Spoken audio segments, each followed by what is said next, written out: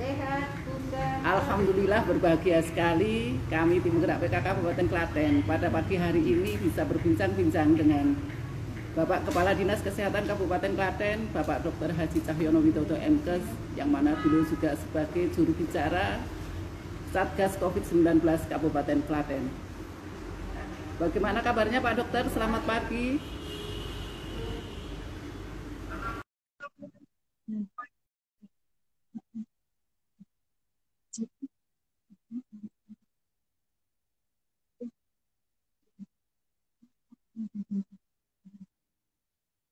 Saat ini sedang dihubungkan dengan Pak Dr. Cahyono. Halo Pak Dr. Cahyono, apakah sudah bisa terhubung?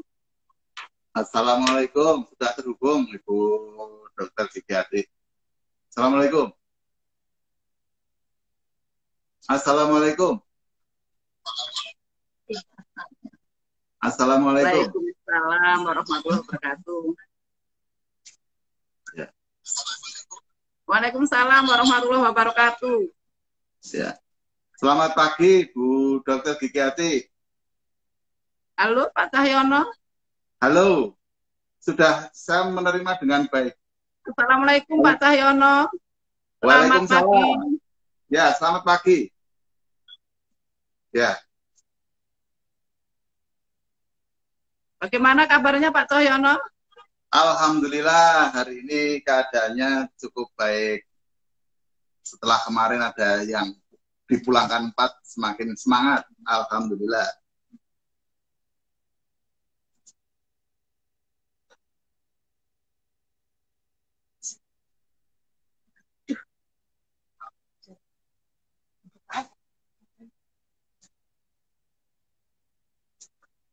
Mohon maaf ini Pak Dokter, ini kami belum mendengar suara Bapak. Coba mungkin agak di... Nah. Mungkin sinyalnya juga, apakah sudah bisa masuk suaranya? Ya, boleh. Ya. Bisa? Ya. Suaranya bisa didengar? Bisa terkopi dengan baik? Oke. Ya, Alhamdulillah Pak Dokter, ini pada pagi hari ini kami PKK Kabupaten Klaten berkesempatan untuk berbincang-bincang dengan panjenengan adalah dengan topik Posyandu menyongsong era new normal. Pak Dokter, bagaimana kami PKK ingin mengetahui kondisi COVID-19 Kabupaten Klaten saat ini? Monggo Pak Dokter. Oke, terima kasih Ibu Ati beserta seluruh teman-teman yang mengikuti acara pada siang hari ini. Izinkan saya menyampaikan beberapa hal berkaitan dengan kondisi COVID-19 yang ada di Kabupaten Klaten. Secara kumulatif, absolut, kasus kita itu ada 30. Alhamdulillah 21 itu sudah sembuh, sudah membaik. Dan alhamdulillah kemarin sore kita bisa memulangkan 4 dalam kondisi yang lebih baik. Sehingga saat ini kita tinggal 9 yang masih dalam pantauan perawatan yang ada di rumah sakit. Kemudian dari sana sebenarnya kita juga mempunyai penghitungan-penghitungan angka ataupun indikator-indikator epidemiologis yang insya Allah kita sebenarnya juga cukup baik. Kemudian hari ini kita mendapatkan feedback dari provinsi bahwa Kabupaten Klaten termasuk daerah dengan transmisi yang rendah dibandingkan dengan kabupaten kota yang lain. Sehingga ini semakin membuat kita semakin percaya diri dan juga mempersiapkan, tapi tidak terlena dengan kondisi secara makro, karena saat ini proses penularan kalau kita lihat secara global nasional kasusnya juga masih cukup tinggi, sehingga kita tetap perlu waspada menggunakan masker dan lain sebagainya. Makasih. Ya. Alhamdulillah Pak Dokter mendapatkan informasi tadi dari 30 kasus positif kumulatif di Kabupaten Klaten ini 21 sudah sembuh, 9 masih dalam perawatan, dan tidak ada angka kematian ya Pak Dokter? Insya Allah tidak ada yang tidak membuat kita. Artinya berarti ini bisa dibilang bahwa penanganan COVID di Kabupaten Klaten ini berjalan dengan baik begitu ya Pak Dokter? Oke, demikian Bu Ketua. Dokter, ini dari kasus COVID-19 yang ada di Kabupaten Klaten ini, adakah kelompok usia rentan dari bayi, balita, ataupun juga ibu hamil yang terkena COVID-19 ini Pak Dokter? Kalau untuk di Kabupaten Klaten, usia rentannya kebetulan adalah yang di atas 60. Sementara untuk umur paling muda kemarin itu ada di 10 tahun. Kemudian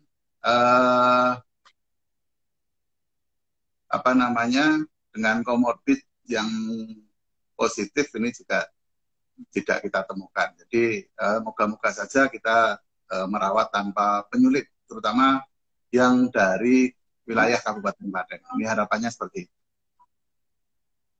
Alhamdulillah, berarti artinya ini sesuai dengan topik pembicaraan kita pada pagi hari ini Pak Dokter, karena topik kita ini adalah Posyandu menyongsong era new normal. Jadi dari nanti sasaran di Posyandu itu kan kelompok rentan bayi, balita, ibu hamil. Nah, ini tentunya kita itu nanti ingin mendapatkan penjelasan dari Pak Dokter bagaimana nanti pelaksanaan Posyandu di di wilayah. Jadi kami ingin mendapatkan gambaran bagaimana nanti agar kami PKK Kabupaten Klaten ini, bahwa PKK ini kan mempunyai harus peran aktif di dalam upaya penyelenggaraan Posyandu yang ada di masyarakat. Nah, terkait dengan hal itu Pak Dokter, bahwa Posyandu itu kan juga boleh dibilang merupakan bagian dari denyut jantung dan tarikan nafas kegiatan yang ada di masyarakat dalam upaya untuk memantau tumbuh kembang bayi, balita, ibu hamil yang ada di masyarakat. Nah, biar tidak ada keraguan-keraguan Pak Dokter, untuk kami PKK nanti kalau ada pertanyaan dari baik itu pengurus, kader PKK, kader Posyandu, nah itu sebaiknya bagaimana Pak Dokter pada masa pandemi seperti saat ini? Apakah boleh kita melaksanakan Posyandu ataupun ditunda atau bagaimana Pak Dokter? Pak Dokter. Terima kasih Bu Ati. Sebelumnya izinkan saya menyampaikan gambaran umum situasi kesehatan di Kabupaten Klaten berkaitan dengan masalah kesehatan ibu dan anak. Kalau tadi kan yang saya sampaikan kondisi COVID, sekarang kondisi kesehatan ibu dan anak. Jadi jumlah bayi lahir mati sampai dengan bulan Mei tahun 2020 itu ada 49 bayi, di mana ada kenaikan lahir mati sebanyak 15 kasus dibandingkan bulan April tahun 2020. Ini yang cukup membuat kita prihatin. Kemudian yang selanjutnya, jumlah kematian bayi sampai dengan bulan Mei ini sebanyak 74 kasus, di mana ada kenaikan sebanyak 24 kasus dibandingkan pada bulan April tahun 2020. Kemudian dari hasil penimbangan serentak yang kita laksanakan pada bulan Februari tahun 2020 kemarin, prevalensi stunting ini meningkat. Yang tahun sebelumnya itu di angka 7,1% menjadi 13,1%. Ini kan juga menjadikan kita perlu adanya satu upaya-upaya komprehensif secara bersama agar permasalahan-permasalahan ini bisa kita selesaikan. Kemudian yang selanjutnya, jumlah balita gizi kurang atau yang kurus ini sebanyak 3.601 balita. Kemudian yang terakhir, jumlah ibu hamil risiko tinggi sampai dengan bulan Mei ini sebanyak 15,36%. Nah, dari situasi-situasi tersebut, ini perlu adanya satu upaya-upaya secara terpadu untuk memantau, memonitor agar tidak terjadi kondisi yang lebih buruk lagi. Yang melatar belakangnya adalah kegiatan pemantauan pertumbuhan melalui Posyandu yang disampaikan Ibu. Ini mengalami penundaan sejak bulan Maret. Kita sama-sama tahu memang kita betul-betul untuk di rumah saja ya sejak bulan Maret. April Mei ya. Kemudian balita tidak ditimbang dan tidak mendapatkan layanan gizi ya saat itu. Ini dampaknya juga kita rasakan. Kemudian kesadaran ibu dalam pengasuhan anak, terutama dalam pemberian MPASI yang ini masih rendah. Kemudian juga keadaan ekonomi menengah ke bawah, dan ini banyak kepala keluarga yang kehilangan pekerjaan, kemudian terdampak yang ini berdampak terhadap pola konsumsi keluarga. Ini yang menjadi situasi kemudian yang melatar belakangi sehingga kita perlu menyusun suatu langkah-langkah agar bagaimana ke depan kita bisa memantau pertumbuhan baik itu bayi, balita dan juga ibu hamil. Apabila gitu ini yang melatar belakangnya. Artinya Pak Dokter, berarti dengan kondisi yang ada di Kabupaten Klaten saat ini, dari tadi ada beberapa peningkatan kasus ya, seperti angka kematian bayi, kemudian angka stunting, dan yang sebagainya. Ini yang perlu harus disikapi oleh kita semua ya Pak Dokter ya? Ya, ini menjadi catatan kita bersama, kita sampaikan datanya, monggo kita sengkuyung bareng agar kejadian-kejadian itu, kasus-kasus itu bisa kita tangani bersama-sama. Lalu bagaimana Pak Dokter?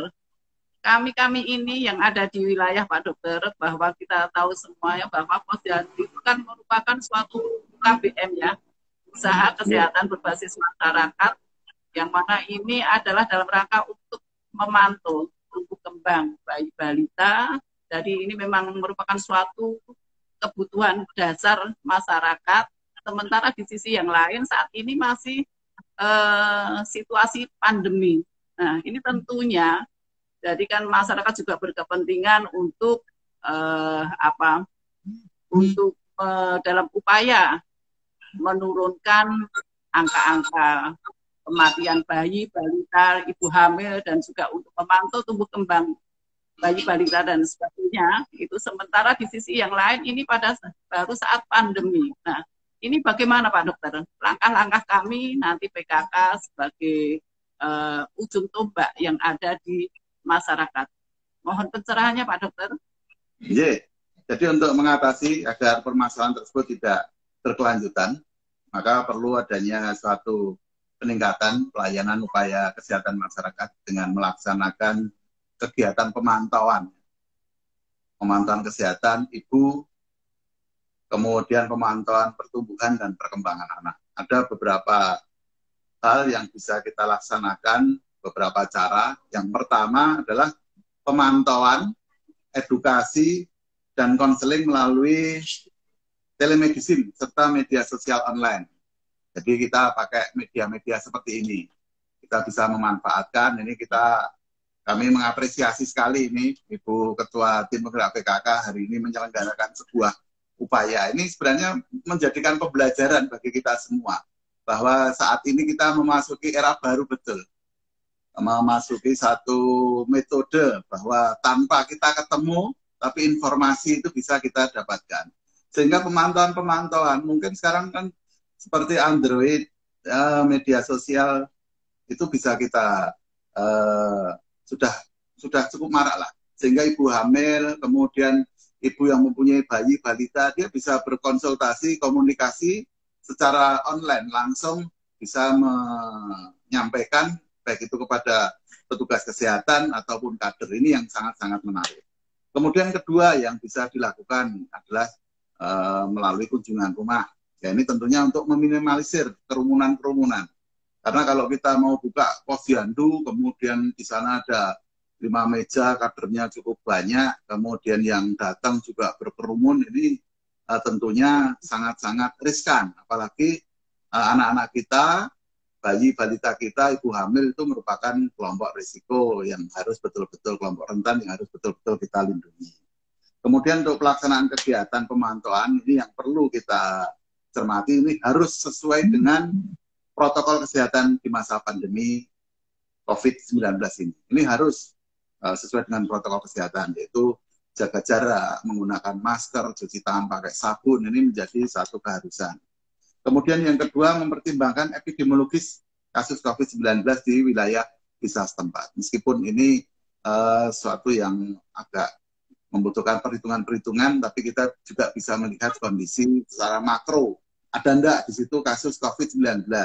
ODP-nya ada berapa? PDP ada berapa? Kalau itu tidak ada semua, tidak ada yang terkonfirmasi, mungkin ini kan dari sisi epidemiologis ini juga sudah cukup baik. Kemudian yang ketiga adalah perlu adanya koordinasi antara puskesmas, kemudian dengan gugus tugas tingkat kecamatan, dengan tim penggerak PKK, dan lintas sektoral terkait.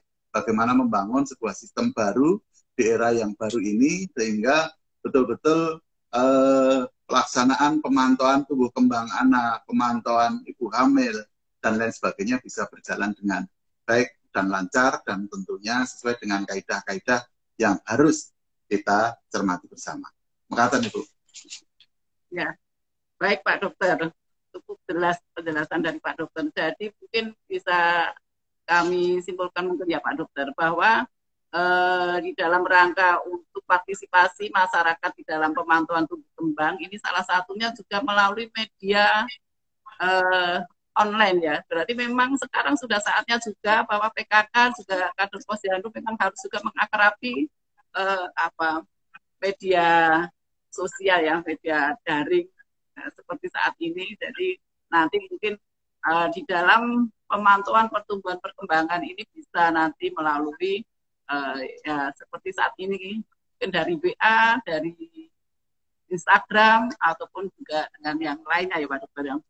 Nah kemudian ini Pak Dokter yang menjadi banyak pertanyaan di masyarakat teman-teman dari PKK itu Pak Dokter, bahwa kan beberapa yang ingin melaksanakan posyandu seperti belum saat pandemi ini Pak Dokter, dari posyandu konvensional sebelumnya dengan tentunya menerapkan protokol kesehatan. Itu seperti apa Pak Dokter? Mohon Pak Dokter pencerahannya Pak. Jadi seperti tadi saya sampaikan bahwa itu merupakan salah satu upaya. Dan saya juga mengingatkan kepada Bapak Ibu sekalian bahwa kita untuk pemantauan tumbuh kembang anak, kemudian untuk pemantauan kehamilan, kita mempunyai buku KIA. Tolong ini buku KIA ini betul-betul bisa dicermati, dibaca, tidak hanya oleh ibu, tapi juga oleh anggota keluarga yang lain, kemudian juga kader juga harus mencermati, dan lain sebagainya. Kemudian kembali ke masalah, kita sebenarnya bukan posyandunya sendiri, tapi yang penting itu adalah bagaimana proses pemantauan tumbuh kembang, pemantauan ibu hamil, pemantauan kesehatan anak itu bisa berjalan dengan baik. Sesuai dengan tahapan-tahapan yang tadi kami sampaikan. Yang pertama adalah melalui media daring. Kemudian yang selanjutnya mungkin kalau sudah bisa kita lakukan kunjungan rumah, kita lakukan. Kalau seandainya nanti dari sisi pemantauan penilaian epidemiologis kita itu baik, di mana angka penularan itu betul-betul sudah bisa kita turunkan. Jadi ada salah satu indikator perlu kami sampaikan juga di sini, bahwa kenapa suatu tempat itu di lockdown, kenapa satu tempat melakukan PSBB, kenapa new normal, itu salah satu indikatornya adalah dilihat dari angka epidemiologis. Angka epidemiologis ini di sana dilihat adalah angka RT. RT itu adalah reproduksi efektif dari kasus, yaitu penularannya seperti apa. Kalau angka penularannya itu kecil, ya mungkin suatu saat nanti kita bisa kembali lagi melaksanakan kegiatan posyandu secara bersama-sama. Tapi ini belum saat ini. Kita baru melihat, kita mempersiapkan, ya kita melalui proses-proses seperti tadi saya sampaikan. Kita, kalaupun itu berjalan, harus berdasar dengan protokol kesehatan. Misalkan, ya petugasnya harus dicari yang resikonya rendah. Kalau pekerja kan yang boleh masuk di atas 45 tahun. Nah, ini mungkin kader-kader yang dicari yang umur lebih muda. Kemudian tidak mempunyai komorbid, kader tersebut sehat, usianya tidak lebih dari 60 tahun ya. kemudian tidak mempunyai komorbid, tidak mempunyai darah tinggi, mempunyai DM, dan lain sebagainya. Kemudian juga kalau bisa bayi, balita itu yang menyentuh itu adalah orang tuanya. Jadi jangan sampai digendong si A, digendong si B, dan lain sebagainya. Enggak, itu harus ibunya sendiri yang menimbang, yang mengukur, kemudian nanti tinggal disampaikan, bobotnya sekian Ibu, nanti kadernya yang mencatat. Kemudian yang selanjutnya adalah kalau bisa tidak ketemu kadernya, sehingga perlu adanya sebuah penjadwalan yang ketat. Kita nimbang satu anak misalkan butuh waktu 5 menit atau 10 menit, ya sudah, nanti datang ke situ jam sekian pas, datang langsung pulang, sehingga tidak perlu adanya sebuah pertemuan-pertemuan yang jangan sampai ketemu antar bayi, antar balita, dan membuat kerumunan-kerumunan. Jadi ini nanti tahapannya kita mulai dari yang paling aman dulu. Kita pakai media online, kemudian nanti mungkin pasti pakai kunjungan dari rumah ke rumah, kemudian kalau kita mau kembali harus kita bangun betul kondisi yang pencegahan penularan ini. Boleh mengatakan, Ibu?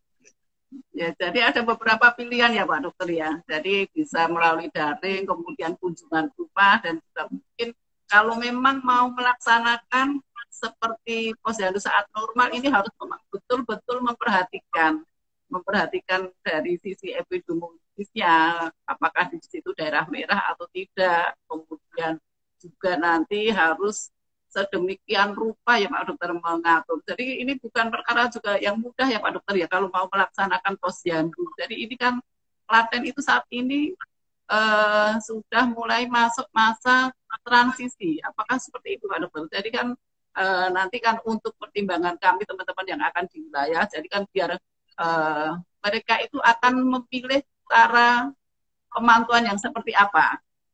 Apakah nanti mungkin kan kadang itu juga kalau posyandu seperti yang konvensional itu juga merupakan ajang silaturahmi ya Pak Dokter ya. Jadi mungkin kalau memang mau melaksanakan seperti itu juga harus diperhatikan betul-betul kondisi wilayah yang ada di setempat, kemudian juga tentunya ini menghindari kontak, kemudian juga nanti dikondisikan nanti kalau balita ketemu temennya itu nanti kan bisa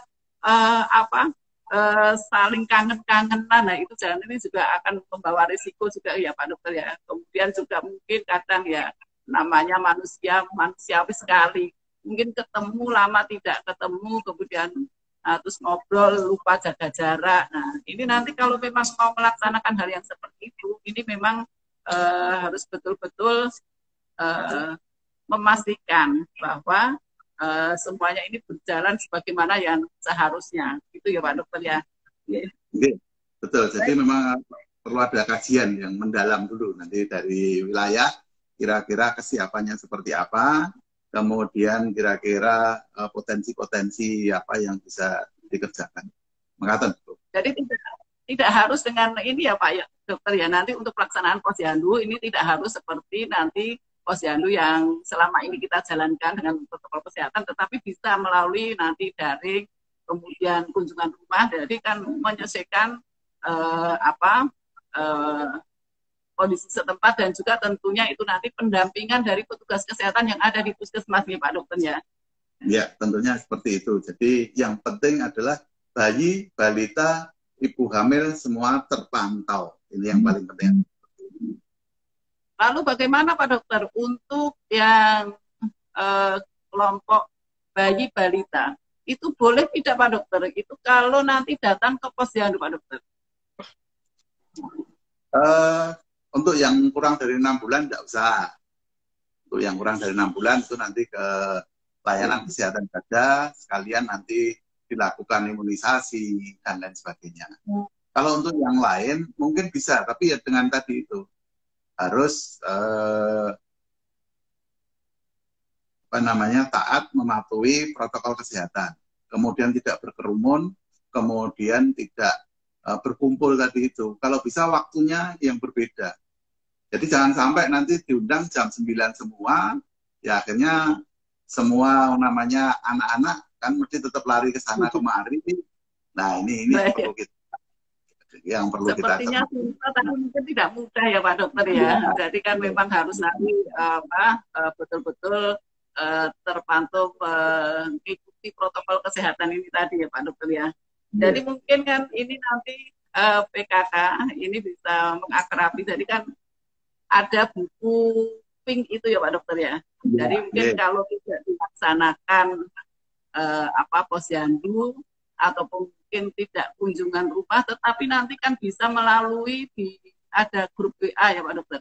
Grup WA nanti secara aktif ibu bayi, ibunya balita ataupun ibu hamilnya itu nanti melihat nyocoke ya Pak Dokter, nyocoke perkembangan yang ada pada masing-masing dengan melihat di catatan di buku KIA. Jadi nanti mungkin kalau mereka itu ada sesuatu yang dirasakan ingin ada yang dikonsultasikan, itu nanti bisa bertanya melalui media daring tadi ya Pak Dokter ya. Iya, leres. Jadi makanya tadi saya matur untuk buku KIA harus dibaca betul dan semuanya membaca. Tidak hanya ibunya, tapi juga mungkin suaminya juga perlu mencermati ya, dilihat anaknya itu sampai sejauh mana sih. Kan sebenarnya itu merupakan salah satu tool untuk pemantauan yang cukup sederhana. Misalkan kemarin beratnya sekian, hari ini kok turun grafiknya dan lain sebagainya, lah itu bisa dikomunikasikan, dikonsultasikan baik dengan kader, dengan petugas kesehatan melalui media yang ada, tidak harus ketemu, tapi melalui WA atau pertemuan seperti ini yang sangat luar biasa. Jadi tidak ada alasan tidak bisa memantau tumbuh kembang bayi balita dan juga ibu hamil ya Pak Dokter ya, karena berbagai media bisa kita laksanakan. Dan lanjut Pak Dokter, kami ingin bertanya, bagaimana dengan ibu hamil? Ibu hamil itu boleh tidak datang ke posyandu kalau di suatu wilayah itu melaksanakan kegiatan posyandu? Secara umum sebenarnya tidak masalah ya, karena ibu hamil itu kan ibu sehat juga. Tapi sekali lagi protokol kesehatan itu yang perlu diperhatikan. Protokol kesehatan. Jadi, kuncinya protokol kesehatan ya Pak Dokter ya. Tidak berkerumun. Kalau imunisasi Pak Dokter, bagaimana Pak Dokter? Imunisasi sekarang kita melihat karena imunisasi tidak hanya dilihat dari tempatnya, tapi kita juga berkaitan dengan IP itu indeks vaksinnya itu loh, indeks vaksin. Jadi kalau hanya 1-2 ya mungkin perlu kita kumpulkan dalam satu tempat agar indeks vaksinnya itu juga satu vaksin dibuka biar bisa untuk beberapa bayi. Jadi itu nanti kalau itu tergantung dari teman-teman yang ada di wilayah nanti. Kira-kira lebih baik dilakukan di posyandu atau di sarana kesehatan. Karena banyak faktor yang dipertimbangkan. Katanya Bu. Tapi secara prinsip sebenarnya tidak masalah. Gimana Pak Dokter? Secara prinsip bisa, cuman tadi kan ada prinsip bisa, cuman kan mungkin lebih baik dilaksanakan di pelayanan kesehatan begitu ya Pak Dokter? Iya, karena itu tadi kan dikumpulkan, ada indeks dan sebagainya ya. Satu botol itu kan bisa dipakai untuk beberapa orang. Kalau itu sekali buka terus hanya 1-2 orang, berarti kan terjadi pemborosan. Tapi kalau itu dikumpulkan dalam satu tempat, yaitu di Vaskes, nah itu kan bisa dimanfaatkan untuk beberapa bayi. Pak Dokter, terima kasih. Ini Pak Dokter, kami telah mendapatkan pencerahan tentang kegiatan posyandu nanti menyongsong era new normal. Ini ada beberapa pertanyaan Pak Dokter. Akan saya bacakan pertanyaan ini Pak Dokter, mohon nanti bisa dijawab Pak Dokter. Yang pertama dari Desa Karanglo Polanharjo.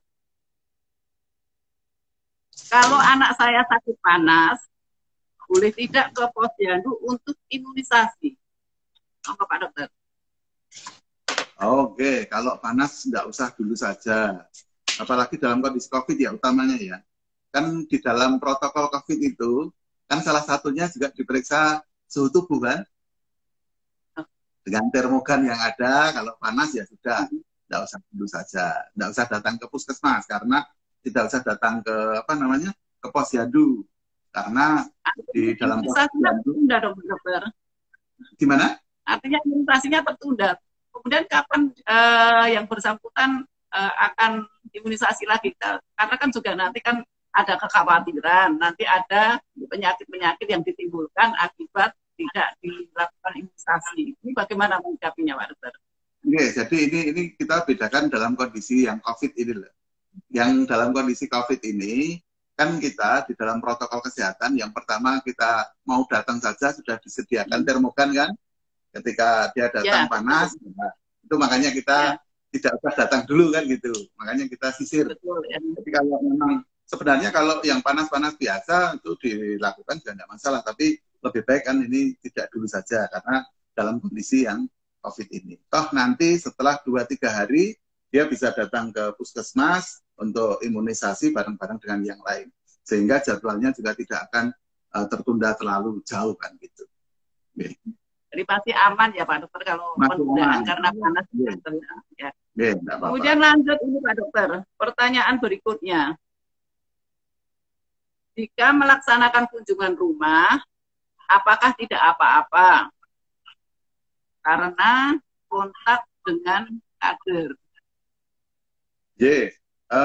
Sebenarnya secara makro juga tidak apa-apa, yang penting pakai protokol kesehatan tadi itu. Cuman balitanya kalau bisa tidak perlu dipegang oleh kader.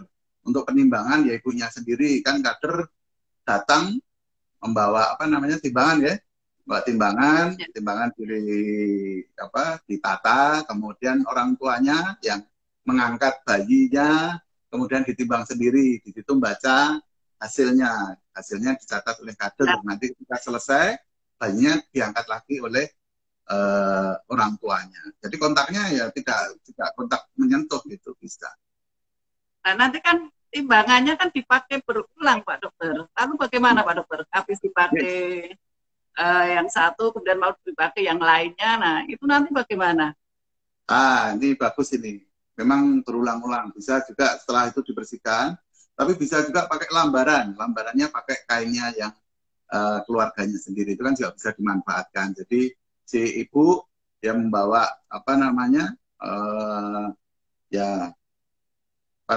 kain untuk lambaran itu kan di timbangan, dikasih kain, kemudian bayinya ditimbang, kemudian setelah selesai diangkat semua. Itu kan berarti timbangannya juga sudah cukup bersih kan.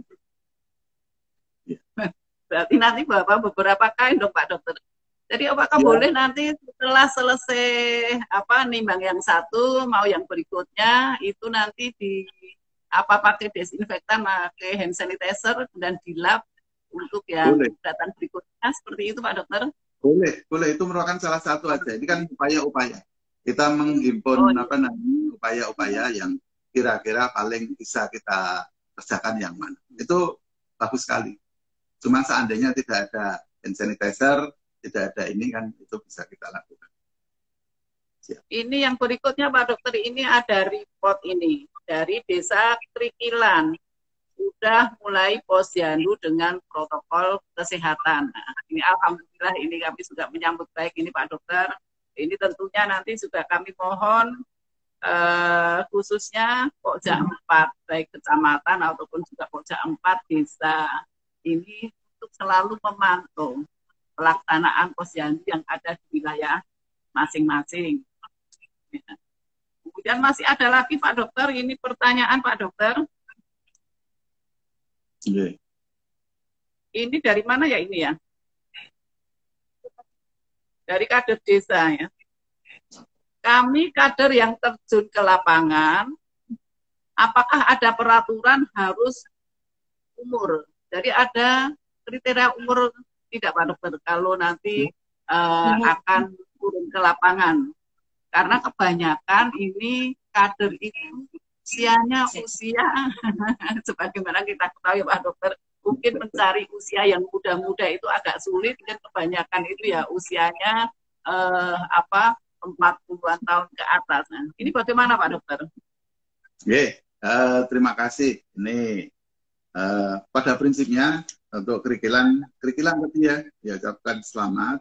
Cuman yang paling penting adalah kita tetap disiplin. Ini yang menjadi kata kunci itu adalah disiplin menerapkan protokol kesehatan itu.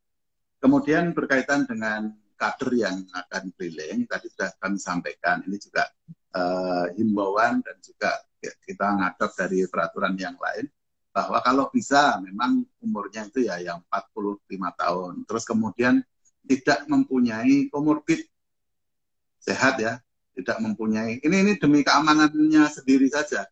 Kalau yang bersangkutan kader tersebut mempunyai DM, hipertensi, ini kan juga berisiko. Jadi untuk sementara ya lebih baik kita jaga, saling menjaga, baik menjaga dirinya sendiri dan juga menjaga lingkungannya, yaitu dengan kalau umur ya tadi itu yang lebih mudah. Justru pada kesempatan yang baik ini kami juga mengusulkan pada Ibu Ketua Tim Penggerak PKK untuk kaderisasi ini ya, kaderisasi kader-kader yang ada. Jadi ada estafetnya lah nanti, sehingga nanti lebih Ya, lebih baik lah. Betul Pak Dokter. Jadi ya memang di situasi pandemi ini memang harus kita perhatikan dari ya tidak komorbid itu ya Pak Dokter ya. Jadi kalau memang nanti kesiapan yang ada di desa tidak memungkinkan untuk posyandu, kan masih ada untuk pemantauan yang lain. Itu ya Pak Dokter ya.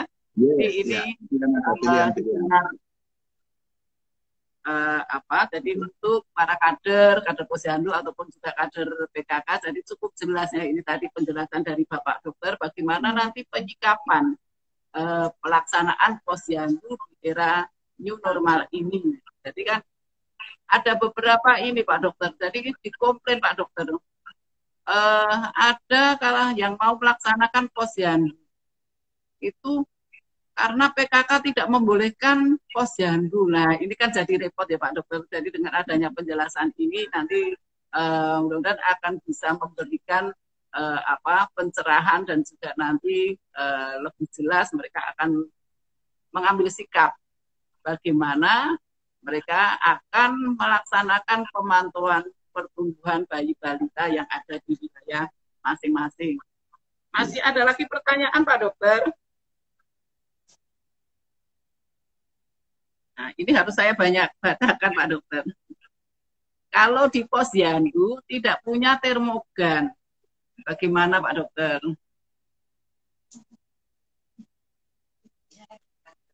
Ya, terima kasih. Sebelumnya saya menyampaikan ini berita baiknya dulu. Berita baik tapi juga ada keterbatasan. Jadi sesuai dengan program Bapak Gubernur Jawa Tengah berkaitan dengan COVID itu ada program namanya Jogo Tonggo. Beliau Bapak Gubernur akan menyalurkan paket kit Jogo Tonggo. Setiap desa kelurahan itu mendapatkan satu paket. Di dalam paket tersebut salah satunya adalah termogan, itu nanti ada. Tapi ya saat desa satu, kalau posyandunya cukup banyak ini kan ya nanti bisa gantian. Tapi yang jelas kan minimal satu desa sudah punya satu. Ya, kemudian kalau kondisi seperti itu ya kita mungkin tadi kan dari desa ya. Kemudian yang dari puskesmas mungkin kita upayakan juga kalau bisa ya dibawa sehingga tidak ada kontak untuk pengukuran suhu tersebut. Ini upaya-upaya yang kita lakukan. Mungkin demikian, Ibu. Berarti kabar baik ya ini Pak Dokter ya. Kita dalam rangka untuk Jogo Tonggo, untuk upaya pencegahan COVID, ini Pak Gubernur memberikan bantuan paket kit Jogo Tonggo, yang mana ini dalam kitnya ini tadi ada termogan, tetapi ya tentunya nanti kalau mau akan dipakai ya bergantian begitu ya Pak Dokter ya. Mungkin masih ada lagi Pak Dokter, ini masih ada waktu 15 menit. Masih ada lagi Pak Dokter yang ingin disampaikan terkait mungkin dengan permasalahan kesehatan yang ada di Kabupaten Klaten Pak Dokter. Oke, terima kasih. Jadi pada kesempatan yang baik ini saya sekali lagi menghimbau kita belum sampai dalam posisi new normal ya sekarang ya. Ini saat ini kita baru persiapan. Jadi jangan sampai merasa wis iki saiki kondisine wis new normal. Belum. Karena proses atau katakanlah transmisi tadi juga ditanyakan apakah ada transmisi lokal. Memang ada menuju normal gitu ya. Ya, ini baru masih menuju new normal. Karena saat ini warga masyarakat juga sudah merasa new normal atau bahkan sudah merasa normal. Karena kalau kita lihat di jalan-jalan, orang juga sudah cukup banyak berkerumun, di pasar, di mana-mana juga demikian. Nah, ini perlu adanya sebuah kesadaran kita semua. Kita baru berjalan menuju ke arah sana. Untuk itu kita perlu menjaga diri kita, menjaga lingkungan kita, sehingga kasus-kasus transmisi lokal yang memang sudah ada itu betul-betul bisa kita potong, kita antisipasi, jangan sampai lagi ada kasus-kasus baru. Semoga saja kemarin-kemarin yang terakhir itu menjadi pasien-pasien terakhir, tinggal kita menunggu yang lainnya menjadi sembuh itu saja. Karena apa? Karena ancaman saat ini cukup banyak. Kita sama-sama tahu bahwa di Surabaya kasusnya, Jawa Timur ya kan sekarang baru booming. Kemudian di Jawa Tengah, Semarang ini kan juga masih cukup banyak. Padahal kita di Kabupaten Klaten banyak warga kita yang bekerja di sana atau mobilitasnya cukup tinggi di sana.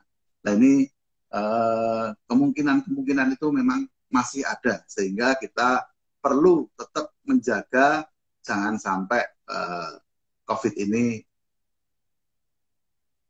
meningkat lagi kasusnya. Ya. Artinya pada masa transisi ini prinsip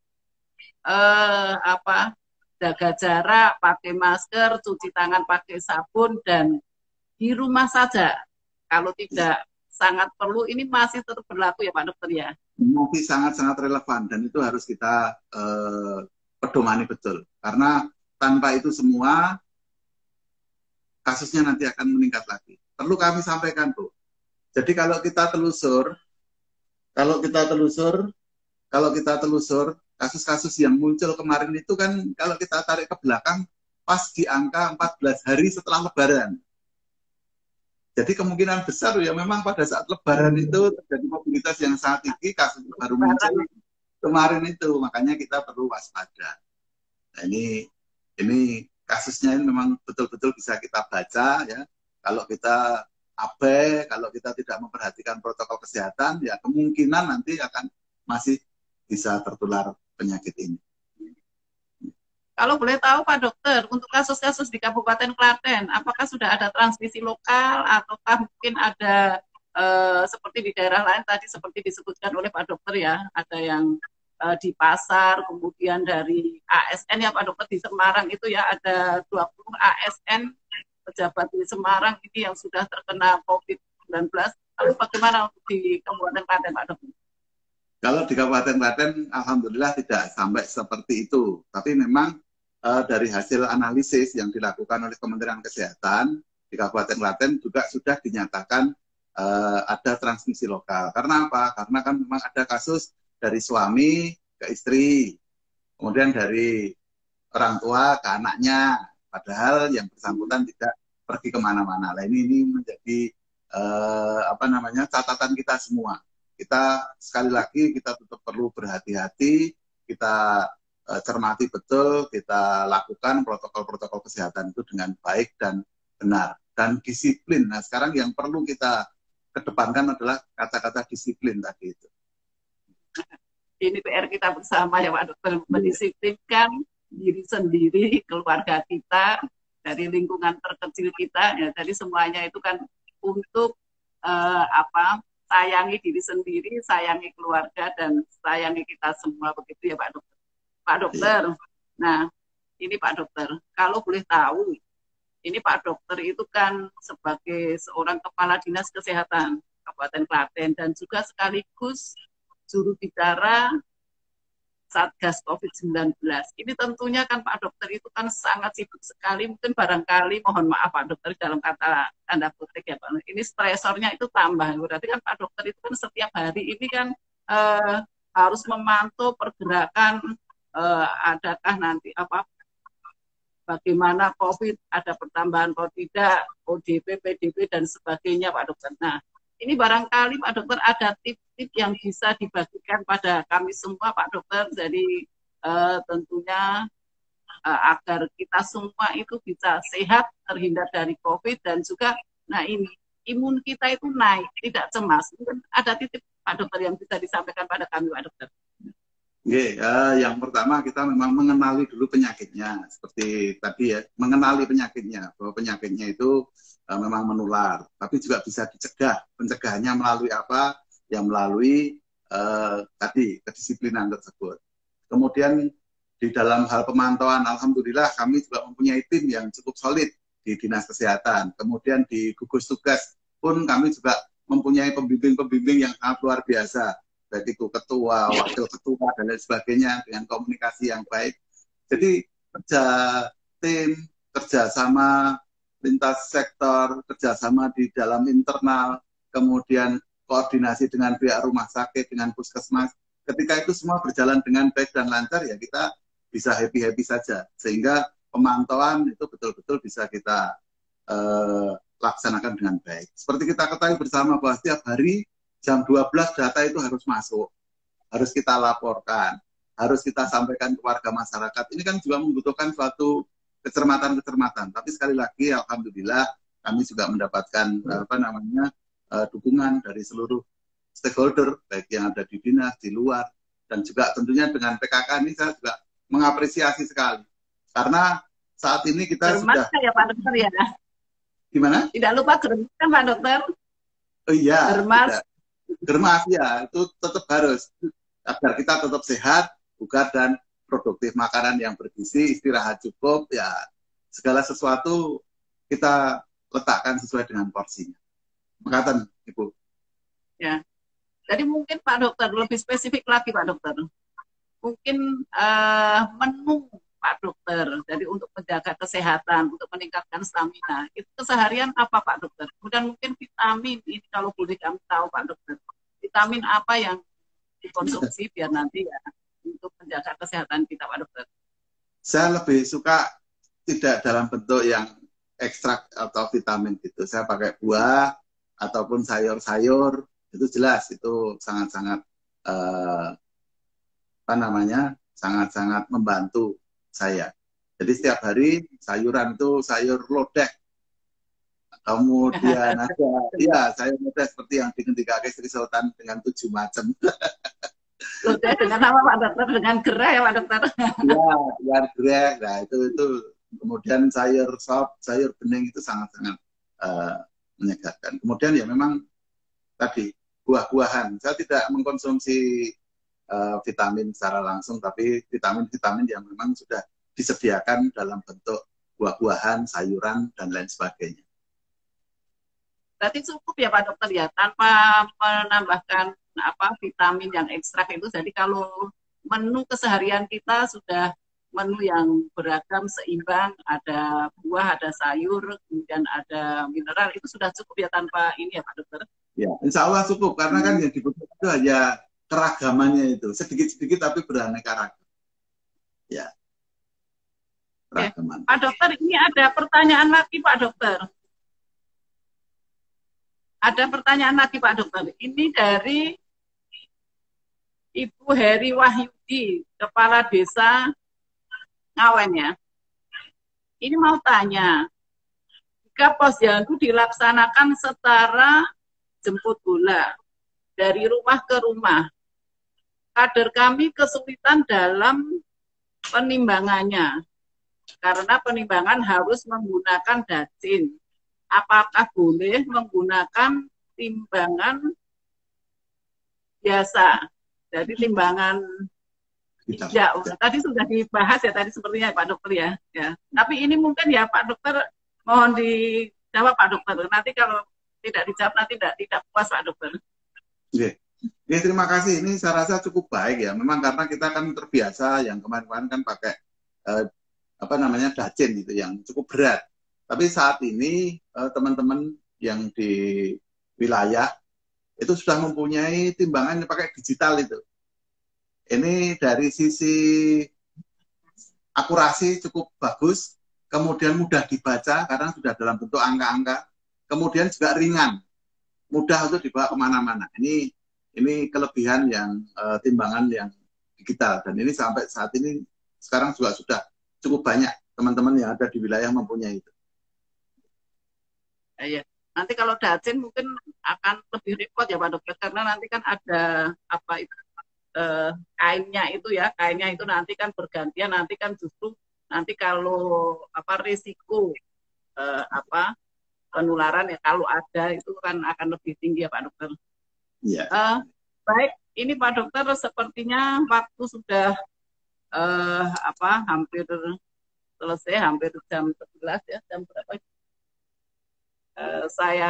Kita akhiri perbincangan kita pada pagi hari ini, Pak Dokter. Terima kasih atas kesempatan yang diberikan pada kami tim penggerak PKK Kabupaten Klaten bisa berbincang secara langsung dengan Pak Dokter di tengah-tengah kesibukan Pak Dokter. Kami berdoa semoga Pak Dokter beserta keluarga senantiasa diberikan kesehatan, dimampukan untuk dapat menjalankan segala tugas, aktivitas, dan juga tentunya kita semua segenap warga masyarakat Kabupaten Klaten ini selalu diberikan kesehatan, diberikan lindungan Allah Subhanahu wa Ta'ala, sehingga nanti bersama-sama bisa mewujudkan pembangunan Kabupaten Klaten untuk Kabupaten Klaten yang keren, Kabupaten Klaten yang maju, mandiri, berdaya saing dapat kita laksanakan.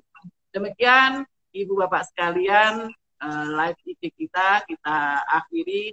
Untuk teman-teman yang mungkin belum sempat dijawab, boleh nanti DM pada tim penggerak PKK Kabupaten Klaten. Mohon maaf apabila pada kesempatan ini banyak kekurangan, banyak kekhilafan. Kami mohon maaf yang sebesar-besarnya. Akhirul kata, wassalamualaikum warahmatullahi wabarakatuh. Waalaikumsalam warahmatullahi wabarakatuh.